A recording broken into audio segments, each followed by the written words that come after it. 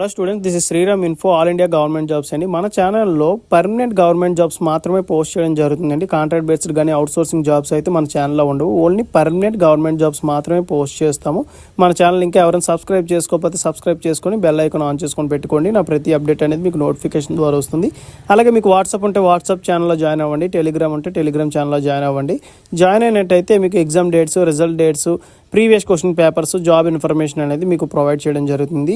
ఛానల్లో జాయిన్ అవ్వడానికి డిస్క్రిప్షన్లో నేనైతే లింక్స్ అనేవి ప్రొవైడ్ చేశాను. ఆ లింక్ ద్వారా మీరైతే ఛానల్లో అయితే జాయిన్ అవ్వచ్చు.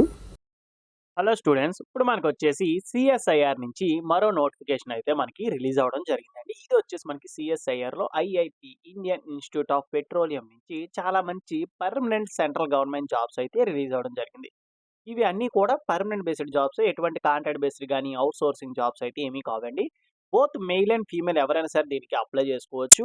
అలాగే మనకి ఏంటంటే ఎటువంటి ఎక్స్పీరియన్స్ కూడా ఏమీ అవసరం లేదండి. ఫ్రెషర్ క్యాండిడేట్ దీనికి అప్లై చేసుకోవచ్చు మాట. ఓకేనా, ఇంటర్ కానీ అలాగే డిప్లొమాలో ఏ బ్రాంచ్ వాళ్ళైనా సరే దీనికి అప్లై చేసుకోవచ్చు మాట. ఓకేనా, మెకానికల్ కానీ, సివిల్ కానీ, లేదంటే ఆటోమొబైల్ కానీ, ఈసీ కానీ, త్రిబుల్ ఈ కానీ ఎవరైనా దీనికి అప్లై చేసుకోవచ్చు. అది ఫర్దర్గా మీకు నోటిఫికేషన్లోకి వెళ్ళాక ఎడ్యుకేషన్ క్వాలిఫికేషన్ అనేవి చూపిస్తాను. ఇది వచ్చేసి మనకి అఫీషియల్ వెబ్సైట్ మాట. ఇందులో మనకి లేటెస్ట్ న్యూస్లోకి వెళ్ళిపోండి. లేటెస్ట్ న్యూస్లోకి వెళ్ళినట్టయితే ఇక్కడ హోమ్ పేజ్ నుండి ఇక్కడ మీకు వస్తుంది మాట. ఇలాగా advertisement number 01/2025 recruitment of junior secretarial assistant and junior stenographer కోసం వీలైతే రిక్రూట్ చేయడం జరుగుతుందన్నమాట. ఇక్కడ కింద బ్లూ కలర్లో లింక్ ఉంటుంది, దాని మీద క్లిక్ చేయండి. క్లిక్ చేసినట్టయితే మీకు పేజ్ వచ్చేసి ఇలా ఓపెన్ అవుతుందన్నమాట. ఇక్కడ మీరు చూసుకోవచ్చు డేట్ ఆఫ్ అడ్వర్టైజ్మెంట్ వచ్చేసి January 21st అయితే మనకి రిలీజ్ అవ్వడం జరిగింది. అడ్వర్టైజ్మెంట్ నెంబర్ వచ్చేసి ఇది అండి. మనకి ఇక్కడ వ్యూ అడ్వర్టైజ్మెంట్ అని చెప్పేసి ఉంటుంది. దీని మీద క్లిక్ చేసినట్టయితే మీకు నోటిఫికేషన్ అనేది డౌన్లోడ్ అవుతుంది. ఇది క్లోజింగ్ డేట్ మాట. February 10 అనేది మనకి క్లోజింగ్ డేట్. ఈ డేట్ లోపు మనం ఆన్లైన్లో అప్లై చేసుకోవాల్సి ఉంటుంది. ఇది అప్లై చేసుకోవడానికి లింక్. ఓకేనా, మనకి రిజల్ట్ కూడా డిక్లేర్ అయిందా లేదా అనేది ఇక్కడే కనబడుతుంది అనమాట. ఓకేనా, రిటర్న్ ఎగ్జామ్స్ అన్ని అయిపోయిన తర్వాత మీకు రిజల్ట్ డిక్లేర్ అయితే ఇక్కడే వస్తుంది, ఈ బ్లాక్లో వస్తుంది. ఓకే, ఇప్పుడు మనం నోటిఫికేషన్ అనేది చూద్దాము. దీని మీద క్లిక్ చేసినట్టయితే మీకు అఫీషియల్ నోటిఫికేషన్ అనేది ఇట్లా డౌన్లోడ్ అవుతుందన్నమాట. ఈ నోటిఫికేషన్లో ఇంపార్టెంట్ పాయింట్స్ అనేవి అన్నీ కూడా మీకు చాలా క్లియర్గా ఎక్స్ప్లెయిన్ చేస్తానండి. మీరు వీడియో ఎక్కడ స్కిప్ చేయకుండా లాస్ట్ వరకు చూడండి. ఏ మాత్రం చిన్న డౌట్స్ ఉన్నా కింద కామెంట్ బాక్స్లో కామెంట్ చేయండి, మీకు ఖచ్చితంగా నేనైతే రిప్లై ఇస్తాను. లేదు అనుకుంటే కాల్ మీ ఫర్ యాప్ నుంచి ఎలా కాల్ చేయాలి ఏంటో కూడా మీకు ఒక వీడియో చేసి పెట్టాను. దాని నుంచి మీరు కాల్ చేసినా సరే మీ డౌట్స్ అనేవి క్లారిఫై అయితే చేసుకోవచ్చు. ఇప్పుడు మన నోటిఫికేషన్లో ఇంపార్టెంట్ పాయింట్స్ డిస్కస్ చేసుకునే ముందు నా నుండి చిన్న రిక్వెస్ట్ ఏంటంటే, ఇలాంటి వీడియోస్ మరిన్ని చేయడానికి మీ నుండి సపోర్ట్ ఏంటంటే ఒక చిన్న లైక్ చేసి మీ ఫ్రెండ్స్కి కూడా షేర్ చేసినట్టయితే ఈ ఇన్ఫర్మేషన్ అనేది వాళ్ళకి కూడా యూజ్ అవుతుంది. ఓకేనా, ఇప్పుడు మన నోటిఫికేషన్లో ఇంపార్టెంట్ పాయింట్స్ అనేవి డిస్కస్ చేసుకుందాం. ఓకే స్టూడెంట్స్, ఇప్పుడు ఇది వచ్చేసి మనకి అఫీషియల్ నోటిఫికేషన్ అనమాట. ఈ నోటిఫికేషన్లో చూసుకున్నట్టయితే ఇది recruitment advertisement number 01/2025. Online application date వచ్చేసి 22nd January 2025 అయితే స్టార్ట్ అయింది. లాస్ట్ డేట్ చూసుకున్నట్టయితే మనకి 10th February 2025 అయితే మనకి లాస్ట్ డేట్. ఈ డేట్స్ లోపు మనం ఆన్లైన్లో అప్లై చేసుకోవాలి. ఆన్లైన్లో అప్లై చేసిన తర్వాత వచ్చిన ప్రింట్అవుట్ని అండ్ రిక్వైర్డ్ డాక్యుమెంట్స్ని కూడా మనం హార్డ్ కాపీ పంపించాలి. హార్డ్ కాపీ మనం పంపించాల్సిన లాస్ట్ డేట్ వచ్చేసి 17th February 2025 అనేది మనకి లాస్ట్ డేట్ అయితే ఇవ్వడం జరిగింది. ఏ డాక్యుమెంట్స్ అటాచ్ చేయాలి, ఎలా అటాచ్ చేయాలో కూడా మీకు చాలా క్లియర్గా ఎక్స్ప్లెయిన్ చేస్తానండి. ఏం కంగారు పడద్దు. ఆఫ్లైన్ అప్లికేషన్ పంపించాలన్నాక ఏంటంటే చాలామంది ఇదంతా ఎందుకు ఈ తలకాయ నొప్పి అని చెప్పేసి అనుకుంటారు. యాక్చువల్‌గా ఏంటంటే ఇలాంటి వీటికి కాంపిటీషన్ కొద్దిగా తక్కువగా ఉంటది. ఆన్‌లైన్‌లో అప్లై చేస్తారు గానీ, ఆఫ్‌లైన్‌లో అప్లై చేసేటప్పుడు మనం పోస్ట్ ద్వారా పంపించినప్పుడు చాలా మిస్టేక్స్ చేస్తుంటారు. అలాంటి టైంలో ఏటవుతదంటే స్క్రీనింగ్ కమిటీ దగ్గర అప్లికేషన్స్ అనేవి రిజెక్ట్ అయిపోతూ ఉంటాయి. అంటే కాంపిటీషన్ అనేది తక్కువగా ఉంటుంది. ఇదొచ్చేసి మనకి సిఎస్ఐఆర్‌లో ఇండియన్ ఇన్స్టిట్యూట్ ఆఫ్ పెట్రోలియం నుంచి రిలీజ్ అయిందన్నమాట. ఇది డెహ్రాడూన్‌లో ఉంది. ఓకేనా మనకి. అండ్ నెక్స్ట్ ఇండియన్ సిటిజన్స్ అందరూ కూడా ఎలిజిబుల్ అండి. బోత్ మెయిల్ అండ్ ఫీమేల్ ఎవరైనా సరే ఈ పొజిషన్స్‌కి అప్లై చేసుకోవచ్చు. ఇందులో మనం ఇక్కడ చూసుకున్నట్టయితే జేఎస్ఏ 1 అనే పోస్ట్ కూడా ఒకటి ఉంది. అందులో మనకి 3 కేటగిరీస్ ఉన్నాయి. అలాగే నెక్స్ట్ వచ్చేసి ఎస్‌టిఎన్ 1 అంటే మనకి జూనియర్ స్టెనోగ్రాఫర్ అండి. ఓకేనా. ఇప్పుడు ఫస్ట్ మనం చూసుకున్నట్టయితే జేఎస్ఏలో మనకి జూనియర్ సెక్రటేరియల్ అసిస్టెంట్‌కి జనరల్ అని చెప్పేసి ఒక పోస్ట్ ఉంది. అది వచ్చేసి మనకి ఏంటంటే నంబర్ ఆఫ్ పోస్టులు చూసుకున్నట్టయితే 5 వేకెన్సీస్ అయితే ఉన్నాయి. 5 కూడా మనకి కేటగిరీ వైస్‌గా ఎలా ఇచ్చారంటే యూఆర్ కేటగిరీ అంటే ఓపెన్ కేటగిరీకి వచ్చేసి 4 ఇచ్చారు. ఎస్సీ క్యాండిడేట్స్‌కి వచ్చేసి 1 ఇచ్చారు. అంటే ఇంకా ఓబీసీ, ఎస్సీ వాళ్ళకి పోస్టులు ఏమి అప్లై చేయకూడదంటే చేసుకోవచ్చు. ఎందుకంటే ఇక్కడ యూఆర్‌లో మనకి 4 వేకెన్సీస్ ఇచ్చారు కాబట్టి ఏ క్యాస్ట్ వాళ్ళైనా సరే దీనికి అప్లై చేసుకోవచ్చు. అండ్ నెక్స్ట్ సేమ్ జేఎస్ఏలోను junior secretarial assistant stores and పర్చేజ్‌లో మనకి 3 వేకెన్సీస్ ఉన్నాయి. 3 కూడా మనకి ఓపెన్ కేటగిరీకి ఇచ్చారు. ఏ కేటగిరీ వాళ్ళైనా దీనికి అప్లై చేసుకోవచ్చు.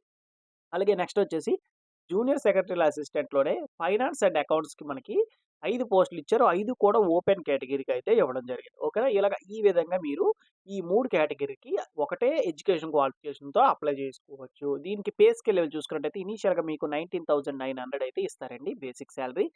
గ్రాస్ సాలరీ చూసుకున్నట్టయితే మనకి 35,180 రూపీస్ అయితే వస్తుంది. అంటే రూ. 35,180 అనేది మీకు నెలకు వచ్చే జీతం అండి అది. ఓకేనా? అప్రాక్సిమేట్‌లీ మీకు ఇంత అమౌంట్ అనేది వస్తుంది అని చెప్పి.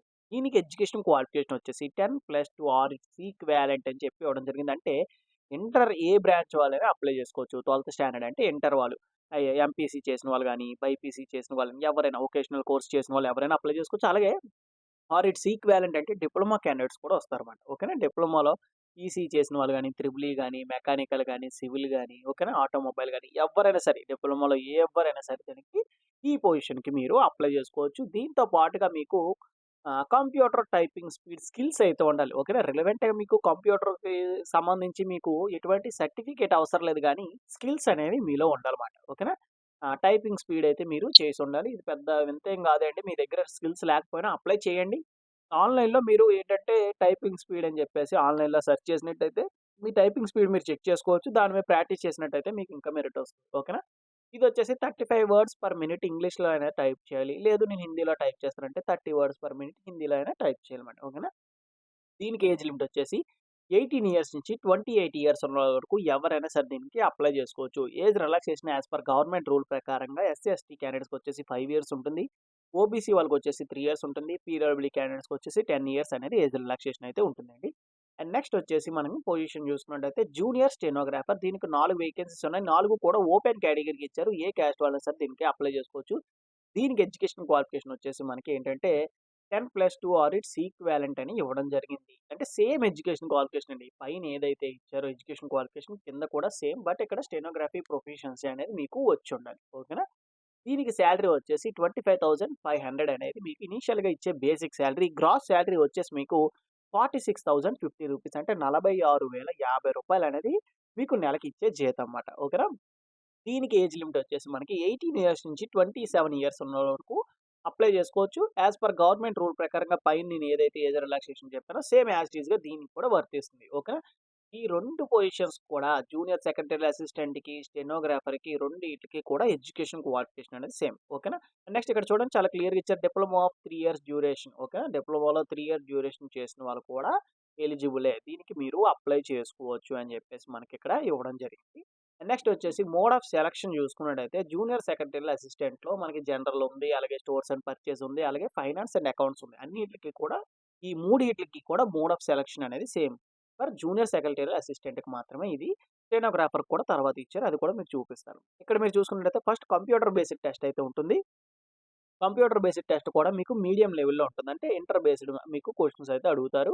నెక్స్ట్ ఇదొచ్చేసి నెక్స్ట్ ఏదైతే కంప్యూటర్ బేస్డ్ టెస్ట్ తర్వాత మీకు టైపింగ్ స్పీడ్ టెస్ట్ అయితే ఉంటుంది. అది జస్ట్ క్వాలిఫైయింగ్ నేచర్ మాత్రమే. మీకు జస్ట్ పాస్ మార్క్ వస్తే సరిపోతుంది. అది ఎటువంటి మెరిట్ లిస్ట్ తీయడానికి మీకు పనికిరాదు. ఓకేనా? కంప్యూటర్ బేస్డ్ టెస్ట్ అయిపోయిన తర్వాత typing speed test qualifying nature మాత్రమే. బట్ కంప్యూటర్ బేస్డ్ టెస్ట్‌లో ఏదైతే మీకు మార్క్స్ వస్తాయో అదే మాత్రమే మీకు ఫైనల్ మెరిట్ లిస్ట్‌లో తీయడానికి ఛాన్స్ అయితే ఉందన్నమాట. ఓకేనా? మీరు కంప్యూటర్ బేస్డ్ టెస్ట్ అనేది చాలా మంచిగా అటెండ్ చేయాల్సి ఉంటుంది. నెక్స్ట్ జూనియర్ స్టెనోగ్రాఫర్‌కి చూసుకున్నట్టయితే మనకి సేమ్ వీళ్ళకి కూడా కంప్యూటర్ బేస్డ్ టెస్ట్ అయితే ఉంటుంది. తర్వాత మీకు ప్రొఫిషియన్సీ ఇన్ స్టెనోగ్రాఫర్ టెస్ట్ కూడా కండక్ట్ చేయడం జరుగుతుంది. అది జస్ట్ క్వాలిఫైయింగ్ నేచర్ మాత్రమే. ఏది మనకి స్టెనోగ్రాఫర్ టెస్ట్ అనేది. బట్ ఫైనల్ మెరిట్ అనేది మీరు ఏదైతే కంప్యూటర్ బేస్డ్ టెస్ట్ అయితే కండక్ట్ చేస్తున్నారో దాన్ని బేస్ చేసుకొని మీకు మెరిట్ లిస్ట్ అయితే తీయడం జరుగుతుంది. ఇది జూనియర్ సెక్రటరీ అసిస్టెంట్‌కి సిలబస్ అండి. మనకి టైపింగ్ టెస్ట్ వచ్చేసి 10 మినిట్స్ అయితే ఉంటుంది. 35 వర్డ్స్ పర్ మినిట్ ఇంగ్లీష్ అయినా టైప్ చేయాలి. లేదా 30 వర్డ్స్ పర్ మినిట్ హిందీ అయినా మీరు టైప్ చేసేటట్టు ఉండాలన్నమాట. ఓకేనా? రెండిట్లో ఏదో ఒకటి టైప్ చేయాలి. తర్వాత మీకు రిటన్ టెస్ట్ అయితే కండక్ట్ చేస్తారు. రిటన్ టెస్ట్‌లో మీకు 2 పేపర్స్ ఉంటాయి. పేపర్ 1 అండ్ పేపర్ 2 ఉంటుంది. పేపర్ 1లో క్వాలిఫై అయిపోతేనే పేపర్ 2కి అయితే మీకు వెళ్తారన్నమాట. అంటే పేపర్ 1లో మినిమమ్ థ్రెషోల్డ్ మార్క్స్ అని చెప్పేసి ఉంటుంది. ఆ మార్క్స్ అనేవి దాటిన తర్వాతే మీకు పేపర్ 2 అనేది ఎనేబుల్ అవుతుంది. ఇక్కడ మోడ్ ఆఫ్ ఎగ్జామినేషన్ చూసుకున్నట్టయితే ఆఫ్‌లైన్ అయినా పెట్టొచ్చు. లేదంటే ఆన్‌లైన్ అయినా పెట్టొచ్చు. అది యాస్ పర్ ఆర్గనైజేషన్ రూల్స్ ప్రకారంగా నంబర్ ఆఫ్ అప్లికేషన్స్ బేస్డ్ చేసుకొని అది మీకు ఎగ్జామ్ అనేది కండక్ట్ చేస్తారు. అండ్ మోడ్ ఆఫ్ లాంగ్వేజ్ చూసుకున్నట్టయితే ఇంగ్లీష్ అండ్ హిందీలో ఉంటుందండి. ఓకేనా? హిందీ అండ్ ఇంగ్లీష్‌లోనే ఉంటుంది. మీరు సూటబుల్ లాంగ్వేజ్‌లో మీరు రాయొచ్చు. ఇంగ్లీష్‌లోను రాయొచ్చు. లేదంటే హిందీలో కూడా రాయొచ్చు. అలాగే ఎగ్జామినేషన్ స్టాండర్డ్ మీకు ఆల్రెడీ చెప్పాను. 12థ్ స్టాండర్డ్ బేస్డ్ అంటే మీడియం లెవెల్‌లో ఉంటుంది ఎగ్జామ్. టోటల్ క్వెషన్స్ వచ్చేసి 200 క్వెషన్స్ ఉంటాయి. 2 అవర్స్ 30 మినిట్స్ డ్యూరేషన్ టైమ్ అయితే ఉంటుందండి. ఓకేనా. ఇక్కడ పేపర్ 1 చూసుకున్నట్టయితే 1 అవర్ 30 మినిట్స్ ఉంటుంది. మెంటల్ ఎబిలిటీ టెస్ట్ ఉంటుందన్నమాట. 100 క్వెషన్స్ 200 మార్క్స్ అంటే ఈచ్ 1 మార్క్ అంటే ఈచ్ 1 క్వెషన్‌కి 2 మార్క్స్ అయితే క్యారీ అవుతున్నాయి. దీనికి నెగెటివ్ మార్కింగ్ అనేది ఏటి లేదు. ఏది మెంటల్ ఎబిలిటీ టెస్ట్‌లో మీకు general intelligence and quantitative aptitude అంటే రీజనింగ్ అండ్ మ్యాథ్స్ అయితే ఉంటుందన్నమాట. అండ్ నెక్స్ట్ వచ్చేసి పేపర్ 2లో చూసుకున్నట్టయితే 1 అవర్ డ్యూరేషన్ టైమ్ అయితే ఉంటుంది. జనరల్ అవేర్‌నెస్ ఇంగ్లీష్ మీద ఉంటుందన్నమాట. 50 క్వెషన్స్ వస్తాయి. 150 మార్క్స్ అంటే each question carry 3 marks. But దీనికి ఇక్కడ నెగెటివ్ మార్కింగ్ అనేది ఉంటుంది. ఓకేనా. 1 negative marking for each wrong answer. ఒక రాంగ్ ఆన్సర్ పెట్టినట్టయితే ఒక మార్క్ అనేది పోతుందన్నమాట. ఇక్కడ ఒకటి రైట్ పెట్టినట్టయితే 3 మార్కులొస్తాయి. అంటే 1/3 ఆఫ్ నెగెటివ్ మార్కింగ్ ఉంది. ఓకే. నెక్స్ట్ వచ్చేసి ఇక్కడ మెరిట్ లిస్ట్ మీ కంప్యూటర్ బేస్డ్ టెస్ట్ పేపర్ 2లో ఏదైతే వచ్చిందో దాన్ని బేస్ చేసుకొని మెరిట్ లిస్ట్ అయితే తీస్తారన్నమాట. ఓకే. దాని తర్వాత మిమ్మల్ని జనరల్‌లో వేయాలా? లేదంటే ఫైనాన్స్ అండ్ అకౌంట్స్‌లో వేయాలా? లేదంటే పర్చేజ్ అండ్ స్టోర్స్ అండ్ పర్చేస్‌లో మీకు అలాట్ చేయాలి అని చెప్పేసి మీకు బోర్డ్ అనేది డిసైడ్ చేయడం జరుగుతుంది. అండ్ జూనియర్ స్టెనోగ్రాఫర్‌కి కూడా మనకి సేమ్ అండి. స్టెనోగ్రాఫర్ టెస్ట్ అయితే ఉంటుంది. 10 మినిట్స్ డ్యూరేషన్ టైమ్ అయితే ఉంటుంది. హిందీ అండ్ ఇంగ్లీష్‌లో ఉంటుంది. మీ సూటబుల్ లాంగ్వేజ్‌లో మీరు అటెండ్ చేయొచ్చు. ప్రొఫిషియన్సీ టెస్ట్ అనేది. నెక్స్ట్ రిటన్ టెస్ట్ కూడా సేమ్ అండి. ఆఫ్‌లైన్ ఆర్ ఆన్‌లైన్‌లో కండక్ట్ చేస్తారు. సేమ్ హిందీ అండ్ ఇంగ్లీష్‌లో ఉంటుంది. మీ సూటబుల్ లాంగ్వేజ్ ఇంగ్లీష్ అయితే ఇంగ్లీష్ సెలెక్ట్ చేసుకొని ఎగ్జామ్ రాస్తారు. మీడియం లెవెల్‌లో ఉంటుంది. 2 hour duration 2 hour duration time అయితే ఉంటుంది. 200 క్వెషన్స్ అయితే ఉంటాయన్నమాట. ఇందులో మనకి సబ్జెక్ట్స్ చూసుకున్నట్టయితే ఇందులో పేపర్ 1, పేపర్ 2 ఉండదు. ఒకటే పేపర్ ఉంటుంది. సబ్జెక్ట్స్ చూసుకున్నట్టయితే జనరల్ ఇంటెలిజెన్స్ అండ్ రీజనింగ్ అని, జనరల్ అవేర్‌నెస్ అని, ఇంగ్లీష్ అని ఉంటుందన్నమాట. 50 క్వెషన్స్ వస్తాయి. జనరల్ ఇంటెలిజెన్స్, రీజనింగ్ నుంచి 50 మార్క్స్‌కి అయితే కండక్ట్ చేస్తారు. 0.25 నెగెటివ్ మార్కింగ్ అయితే ఉంటుంది. అలాగే జనరల్ అవేర్‌నెస్ చూసుకున్నట్టయితే 50 క్వెషన్స్ 50 మార్క్స్. ఇంగ్లీష్ క్వెషన్ చూసుకున్నట్టయితే 100 క్వెషన్స్ 100 మార్క్స్ 0.25 అనేది నెగెటివ్ మార్కింగ్ ఉంటుంది. ఓకేనా. ప్రతి దానికి నెగెటివ్ మార్కింగ్ ఉంది కాబట్టి చాలా జాగ్రత్తగా మీరు ఆన్సర్ చేయాల్సి ఉంటుంది. And next general information and conditions చూసుకున్నట్టయితే మీకు డీఏ ఉంటుంది, హెచ్ఆర్ఏ ఉంటుంది, ట్రాన్స్‌పోర్ట్ అలవెన్స్ ఉంటుంది, మెడికల్ ఎక్స్‌పెన్సెస్ ఉంటాయి. ఇది సెంట్రల్ గవర్నమెంట్ జాబ్ కాబట్టి మీకు చాలా మంచి రిక్రూట్‌మెంట్ అనేది ఇది తీస్తున్నారు. ఎందుకంటే ఎలిజిబిలిటీ ఉన్న ప్రతి ఒక్కరు అప్లై చేయండి. ఓకేనా. ప్రతి బెనిఫిట్ అనేది మీకొస్తుంది. అండ్ అదర్ కండిషన్స్ చూసుకున్నట్టయితే the applicant must be citizen of Indian. మీరు ఇండియన్ సిటిజన్ అయితే చాలు. మీరు బోత్ మెయిల్ అండ్ ఫీమేల్ ఎవరైనా సరే దీనికి అప్లై చేసుకోవచ్చు. అండ్ నెక్స్ట్ వచ్చేసి మనకి age limit, qualification, experience, crucial date వచ్చేసి మనకి 10థ్ ఫిబ్రవరి 2025 అనేది మనకి క్రూషియల్ డేట్. ఈ డేట్ లోపు మీకు ఎడ్యుకేషన్ క్వాలిఫికేషన్ కంప్లీట్ అవ్వాలి. అలాగే ఎక్స్‌పీరియన్స్ ఏదైనా ఉంటే ఎక్స్‌పీరియన్స్ కంప్లీట్ అవ్వాలి. అలాగే ఏజ్ లిమిట్ ఉంటే ఏజ్ లిమిట్. ఎక్స్‌పీరియన్స్ అయితే వీళ్ళు ఏమి అడగలేదు. ఎక్స్‌పీరియన్స్ ఉంటే మీకు ఇంకా ఎక్కువ ప్రిఫరెన్స్ అనేది వస్తుందన్నమాట. అలాగే women candidates are encouraged to apply. చెప్పాను కదా మీకు స్టార్టింగ్‌లోనే బోత్ మెయిల్ అండ్ ఫీమేల్ ఎవరైనా సరే ఈ పొజిషన్‌కి మీరు అప్లై చేసుకోవచ్చండి. నెక్స్ట్ రిలాక్సేషన్ చెప్పాను కదా! యాస్ పర్ గవర్నమెంట్ రూల్ ప్రకారంగా ఎస్సీ, ఎస్టీ క్యాండిడేట్స్‌కి వచ్చేసి 5 ఇయర్స్, ఓబీసీ వాళ్ళకొచ్చేసి 3 ఇయర్స్. అలాగే పీడబ్ల్యూడీ క్యాండిడేట్స్‌కి కూడా ఇచ్చారు. పీడబ్ల్యూడీ క్యాండిడేట్స్‌కి వచ్చేసి 10 ఇయర్స్ అనేది ఏజ్ రిలాక్సేషన్ అయితే ఇవ్వడం జరిగింది. ఇక్కడ ఇంకొక ఇంపార్టెంట్ పాయింట్ ఏమిచ్చారంటే only where the post are reserved for the respective category. అంటే ఏంటంటే మనకి స్టార్టింగ్‌లో ఒకటే రిజర్వేషన్ అయితే ఇవ్వడం జరిగింది. అది మీకు చూపిస్తాను చూడండి. స్టార్టింగ్‌లో మనకి ఇక్కడ పోస్టులు చూసుకున్నట్టయితే ఇక్కడ చూడండి. జూనియర్ సెక్రటరీ అసిస్టెంట్ జనరల్‌లో మనకి ఎస్సీ వాళ్ళకి ఒకటిచ్చారు. అంటే ఇక్కడ రిజర్వేషన్ అనేది ఎస్సీ వాళ్ళకి వర్తిస్తుంది. బట్ ఇక్కడ ఓపెన్ కేటగిరీకి ఇచ్చినప్పుడు మాత్రం మీకు రిజర్వేషన్ అనేది వర్తించదు. ఓకేనా. ఏదైతే రిజర్వేషన్‌లో పోస్టులుంటాయో ఆ రిజర్వేషన్‌కే మీకు ఏజ్ రిలాక్సేషన్ అనేది వర్తిస్తుంది. ఓపెన్ కేటగిరీకి ఇచ్చినవి ఏజ్ రిలాక్సేషన్ అయితే వర్తించదు అని జెప్పేసి మనకక్కడ ఆ క్లాజ్ అనేది ఇవ్వడం జరిగిందన్నమాట. ఓకేనా. Only where the post are reserved for the respective categories అని చెప్పి ఇచ్చారు. ఓకే. నెక్స్ట్ ఇది ఎలా అప్లై చేసుకోవాలి ఏంటని చూసుకున్నట్టయితే ఎలిజిబిలిటీ క్యాండిడేట్స్ అందరూ కూడా ఫస్ట్ ఆన్‌లైన్‌లో అప్లై చేసుకోవాలి. వ్యాలిడ్ ఈమెయిల్ ఐడీ ఇవ్వాలి. ఎందుకంటే ఫర్దర్‌గా మీకు ఏమైనా కమ్యూనికేట్ చేయాలంటే ఈమెయిల్ ఐడీతోనే కమ్యూనికేట్ చేస్తారు. And after applying application submit చేసిన తర్వాత మనకు ఒక అప్లికేషన్ అనేది ప్రింటౌట్ వస్తుంది. అది ప్రింటౌట్ తీసుకోండి. అది ప్రింటౌట్ తీసుకొని త్రూ ప్రాపర్ ఛానెల్ ద్వారా మీరైతే పంపించాల్సి ఉంటుంది. అది ఎలా పంపించాలంటే చూడండి. The computer generated application form ఒకటి తీసుకుంటారు. మీ సిగ్నేచర్ అక్కడ చేయడానికి ఉంటుంది. అక్కడ మీ సిగ్నేచర్ చెయ్యాలి. సిగ్నేచర్ చేసిన తర్వాత సెల్ఫ్ అటాచ్డ్ కాపీస్ ఏవేవి మీ సర్టిఫికేట్స్, మార్క్ షీట్, అలాగే ఎడ్యుకేషన్ క్వాలిఫికేషను, అలాగే నెక్స్ట్ వచ్చేసి మీ ఫోటో ఏదైతే అప్లికేషన్‌లో అంటిస్తారో క్రాస్‌గా మీరు సిగ్నేచర్ చేయాలి. సిగ్నేచర్ చెయ్యకపోతే మీ అప్లికేషన్ అనేది రిజెక్ట్ అయ్యే ఛాన్స్ అయితే ఉంటుంది. ఓకేనా. సిగ్నేచర్ చేయాలి. అలాగే నెక్స్ట్ వచ్చేసి ఇక్కడ ఫీజ్ రిసిప్ట్ ఎవరైతే ఎలిజిబిలిటీ క్యాండిడేట్స్ ఉంటారో ఆన్‌లైన్‌లోనే పే చేయాలి. ఎటువంటి బ్యాంక్ దగ్గరికెళ్లి ఏం పే చేయాల్సిన అవసరం లేదు. ఆన్‌లైన్‌లోనే పే చేయాలి. ఎవరైతే ఎలిజిబిలిటీ క్యాండిడేట్స్ ఉంటారో అప్లికేషన్ ఫీజ్ పెడతారు. అప్లికేషన్ ఫీజ్‌ది మీకేంటంటే రిసిప్ట్ వస్తుందన్నమాట. అక్నాలెడ్జ్‌మెంట్ వస్తుంది. అది కూడా మీరు ప్రింట్ ఔట్ తీసి దీనికి అటాచ్ చేయాల్సి ఉంటుంది. నెక్స్ట్ ఒక ఎన్వలప్ కవర్ తీసుకొని, ఎన్వలప్ కవర్ టాప్‌లో application for the post of అని చెప్పేసి క్యాపిటల్ లెటర్స్‌లో ఇక్కడ ఎలా అయితుందో సేమ్ యాజ్ ఇట్ ఈస్‌గా రాసి, ఇక్కడ జూనియర్ సెక్రటరీ అసిస్టెంట్ అయితే జూనియర్ సెక్రటరీ అసిస్టెంట్ అని రాయండి. లేదా స్టెనోగ్రాఫర్‌కి అప్లై చేస్తే స్టెనోగ్రాఫర్ అని చెప్పేసి మెన్షన్ చేసి, కోడ్, పోస్ట్ కోడ్ అక్కడ ఇచ్చారు స్టార్టింగ్‌లో నేను చెప్పాను. జేఎస్ఏ 1 అని చెప్పేసి, ఎస్టీఎన్ అని చెప్పేసి మీకు పోస్ట్ కోడ్‌లు చెప్పాను. మీరు ఏ పోస్ట్‌కైతే అప్లై చేస్తున్నారో ఆ పోస్ట్ అని మెన్షన్ చేసి, only by register post or speed post ఇది రాసికండి. అర్థమవుతుందా? Only by register post or speed post అని చెప్పేసి ఇది రాయకూడదండి. ఇది మీకు జస్ట్ ఇన్‌స్ట్రక్షన్ మాత్రమే. మీరు ఎక్కడి వరకే రాయాలి. ఈ పోస్ట్ కోడ్ వరకే రాసి, తర్వాత ఈ అడ్రెస్ అనేది మీరు రాయాలన్నమాట. ఓకేనా? ఈ అడ్రెస్ టు అడ్రెస్ దగ్గర రాస్తారు. అంటే ఫ్రమ్ అడ్రెస్ మీది రాస్తారన్నమాట. ఓకేనా? ఇక్కడ రిజిస్టర్ పోస్ట్ గాని, స్పీడ్ పోస్ట్ ద్వారా గాని మీరు పంపించాల్సి ఉంటుంది. అంటే మీరు మాక్సిమం నా సజెషన్ ఏంటంటే స్పీడ్ పోస్టే పంపించండి. స్పీడ్ పోస్ట్ పంపించినట్టయితే మీకు ఒక ఐడీ అనేది జనరేట్ చేసి ఇస్తారు. అప్పుడు మీరు ఆన్‌లైన్‌లో చెక్ చేసుకోవచ్చు. మీ పోస్ట్ అనేది వెళ్ళిందా లేదా? ఎక్కడ ఉంది? ఏంటి అనేది ట్రాకింగ్ డీటెయిల్స్ అనేది ఇస్తారు. ట్రాక్ చేసుకోవచ్చు. ఓకేనా? అది. మీరు రిజిస్టర్ పోస్ట్ పంపిస్తే మీరు ఎటువంటి స్టాంపులు ఏమి అంటించాల్సిన అవసరం ఉండదు. జస్ట్ మీరు ఏంటంటే ఆ రిజిస్టర్ పోస్ట్ బాక్స్‌లో ఉంటుంది కదా! ఆ బాక్స్‌లో ఏసేయొచ్చు. స్టాంపులు అంటించేసి ఆహ్, వెయిట్ బట్టి మీకు స్టాంప్ అయితే ఇస్తారు. ఆ స్టాంపులు బట్టి మీరేంటంటే అక్కడ వేసేస్తే పోస్ట్‌లో మీకు రిజిస్టర్ పోస్ట్ వెళ్ళిపోతుంది. బట్ ఏంటంటే దానికి ట్రాకింగ్ డీటెయిల్స్ అనేవి ఏమి ఉండదండి. స్పీడ్ పోస్ట్‌కి ఏంటంటే మీరు స్టాంపులేమి అంటించాల్సిన అవసరం లేదు. వాళ్ళక్కడ ట్రాకింగ్ డీటెయిల్స్ లాంటిది అంటిస్తారన్నమాట. అక్కడే మీరు మనీ తీసుకుంటారు. ఒక రూ. 40, రూ. 50 ఉంటుంది నాకు తెలిసి. ఓకేనా? ఇక్కడ ఇచ్చిన అడ్రెస్‌కి మీరు 17థ్ ఫిబ్రవరి 2025 లోపు మీరు ఆఫ్‌లైన్‌లో మీరు ఆ అప్లికేషన్ అనేది పెట్టాలన్నమాట. ఏవేవి డాక్యుమెంట్స్ అటాచ్ చేయాలో నేను ఇక్కడ చెప్పాను కదా! ఫర్దర్‌గా కూడా కింద కూడా ఇచ్చారు. అది మీకు క్లియర్‌గా ఎక్స్‌ప్లెయిన్ చేస్తాను. ఫర్ టెక్నికల్ ఎంక్వైరీస్ ఏమైనా ఉంటే ఈ మెయిల్ ఐడీకి మీరు కాంటాక్ట్ అవ్వచ్చన్నమాట. ఓకేనా? హార్డ్ కాపీ ఆఫ్ అప్లికేషన్ పంపించినప్పుడు మీద మీరు సైన్ చేయకపోతే మీ అప్లికేషన్ అనేది రిజెక్ట్ అయ్యే అవకాశం ఉంది. And candidates applying for more than one post మీరు మల్టిపుల్ అప్లికేషన్స్ పెట్టొచ్చు. అన్నిటికి ఒకే ఎడ్యుకేషన్ క్వాలిఫికేషన్ కదా! మీరు మల్టిపుల్ అప్లికేషన్స్ అనేవి పెట్టొచ్చా అంటే పెట్టుకోవచ్చండి. మల్టిపుల్ అప్లికేషన్స్ అనేవి పెట్టుకోవచ్చు. మొత్తం మనకక్కడ 3 ఉన్నాయన్నమాట. ఏవి జూనియర్ సెక్రటరీ అసిస్టెంట్‌లో 3 పొజిషన్స్ ఉన్నాయి. అలాగే మనకి స్టెనోగ్రాఫర్ కూడా ఉన్నాయన్నమాట. ఓకేనా? బట్ మీరు పెట్టేటప్పుడు సెపరేట్ అప్లికేషన్ అనేది పెట్టాలి. సెపరేట్‌గా ఆన్‌లైన్‌లో అప్లై చేయాలి. అలాగే సెపరేట్‌గా మీరు ఆఫ్‌లైన్ అప్లికేషన్ కూడా పెట్టాల్సుంటుందన్నమాట. Next incomplete application without signature గాని, ఫోటోగ్రాఫర్ గాని, ఫీజ్ రిసిప్ట్ గాని ఏదైనా మీరు పంపించకపోతే మీ అప్లికేషన్ అనేది రిజెక్ట్ అవుద్ది. అప్లికేషన్ ఫీజ్ వచ్చినట్టయితే రూ. 500 అనేది ఎస్‌బీఐ కలెక్ట్ ద్వారా మీరైతే ఇక్కడ పే చేయొచ్చు. ఇక్కడ లింక్ అయితే ఉంది కదా! ఆ లింక్ ఓపెన్ చేసి ఎస్‌బీఐ కలెక్ట్ ద్వారా మీకైతే ఈ ఈ అప్లికేషన్ ఫీజ్ అయితే పే చేయాలన్నమాట. ఓకేనా? ఇటు ఆన్‌లైన్‌లోనే పే చేయాలి. ఎటువంటి ఆఫ్‌లైన్‌లో కూడా ఏమీ అవసరం లేదు. At the end of this video నేను ఇది ఓపెన్ చేస్తాను. ఓపెన్ చేసి ఎస్‌బీఐ కలెక్ట్ ద్వారా మీరు అప్లికేషన్ ఫీజ్ అనేది ఎలా పే చేయాలి ఏంటో కూడా మీకు వీడియోలో చూపిస్తాను. ఓకేనా? నెక్స్ట్ వచ్చేసి those who are belongs to SC, ST and PWD women categories అండి. ఏ క్యాస్ట్ వాళ్ళైనా womens and CSIR employees, ex servicemen ఎవరైనా సరే ఈ అప్లికేషన్ ఫీజు పే చేయాల్సిన అవసరం లేదు. వాళ్ళకి ఎగ్జంక్షన్ అనేది ఉందన్నమాట. ఓకేనా? SC, ST, PWD women and CSIR employees, ex service మెన్‌కి ఎటువంటి అప్లికేషన్ ఫీజ్ అయితే ఏమీ లేదు. వాళ్ళు ఏం పే చేయాల్సిన అవసరం లేదు. And following documents attached to the hard copy of application. ఇక్కడ మనకి చూడండి మనకి ఫస్ట్ ఆన్‌లైన్‌లో అప్లై చేసినతో వచ్చిన ప్రింట్ ఔట్ అప్లికేషన్ ఒకటి. అండ్ నెక్స్ట్ వచ్చేసి అక్నాలెడ్జ్‌మెంట్ ఆఫ్ ఫీజ్ రిసిప్ట్ ఎవరైతే అప్లికేబుల్ ఉన్నారో వాళ్ళకి అది 2.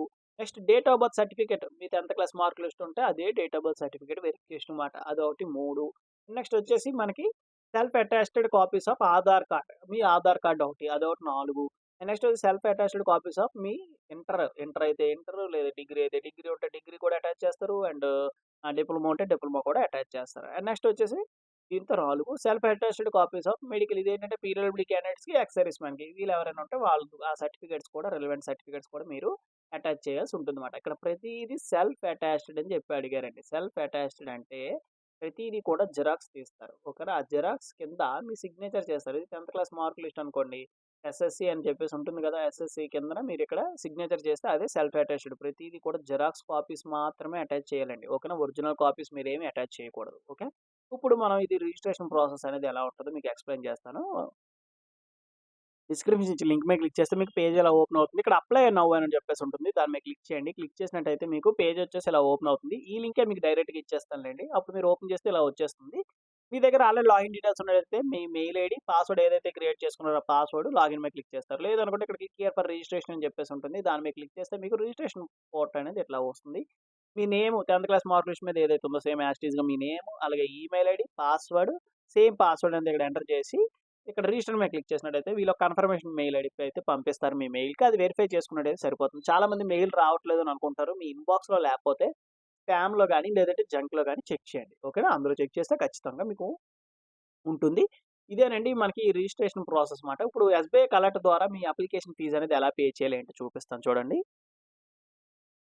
డిస్క్రిప్షన్‌లో ఈ ఎస్‌బీఐ కలెక్ట్ అని చెప్పేసి కూడా లింక్ ఇస్తాను. దాని మీద క్లిక్ చేస్తే మీకు పేజ్ వచ్చేసి ఇలా ఓపెన్ అవుతుంది. ఇప్పుడు అప్లికేషన్ ఫీజ్ ఎలా పే చేయాలంటే ఇక్కడ గవర్నమెంట్ డిపార్ట్మెంట్స్ అని చెప్పేసి ఉంటుందండి. దాని మీద క్లిక్ చేయండి. క్లిక్ చేసిన తర్వాత ఇక్కడ సెర్చ్ బాక్స్ ఉంటుంది. సెర్చ్ బాక్స్‌లో డైరెక్టర్ ఐఐపీ అని చెప్పేసి సెర్చ్ చేయండి. సెర్చ్ చేస్తే మీకు ఇక్కడ ఒకటే వస్తుంది కిందన ఇగోండి ఇలాగ.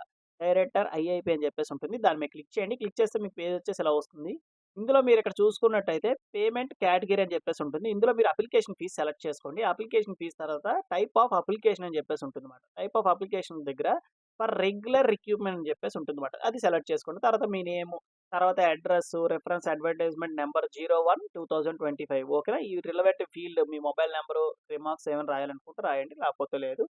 500 అనేది అప్లికేషన్ ఫీజ్ మాట. ఈ date of birth, mail ID, mobile number, me name అన్నీ ఎంటర్ చేసి క్యాప్చర్ ఎంటర్ చేసి నెక్స్ట్ మీద క్లిక్ చేసినట్టయితే మీకు పేజ్ వచ్చేసి వెరిఫైయింగ్ పేమెంట్ డీటెయిల్స్ వస్తుంది. తర్వాత పేమెంట్ అనేది కంప్లీట్ చేసిన తర్వాత రిసిప్ట్ వస్తుంది. ఆ రిసిప్ట్ అనేది మీరు డౌన్‌లోడ్ చేసుకోండి. ఓకేనా. ఇదేనండి మనకి నోటిఫికేషన్‌లో ఇంపార్టెంట్ పాయింట్స్. రిజిస్ట్రేషన్ ప్రాసెస్ ఇదే. అప్లికేషన్ కూడా ఫీజ్ అనేది ఇలానే పే చేయాలి. ఇందులో మీకు ఏ మాత్రం చిన్న డౌట్స్ ఉన్నా కింద కామెంట్ బాక్స్‌లో కామెంట్ చేయండి. లేదు అనుకుంటే కాల్ మీ ఫోర్ యాప్ నుంచి కాల్ చేసినా మీ డౌట్స్ అని నేనైతే క్లారిఫై అయితే చేస్తాను. ఎస్‌బీఐ కలెక్ట్ ద్వారా మీరు ఒకవేళ అప్లికేషన్ ఫీజ్ పే చేయకపోతే కాల్ మీ ఫోర్ యాప్ నుంచి నేను అప్లికేషన్ ఫీజ్ అనేది పే చేయలేకపోతున్నానంటే మీ డీటెయిల్స్ చెప్పినట్టయితే నేనే మీ అప్లికేషన్ ఫీజ్ అనేది కట్టించుకుంటానన్నమాట. ఓకేనా.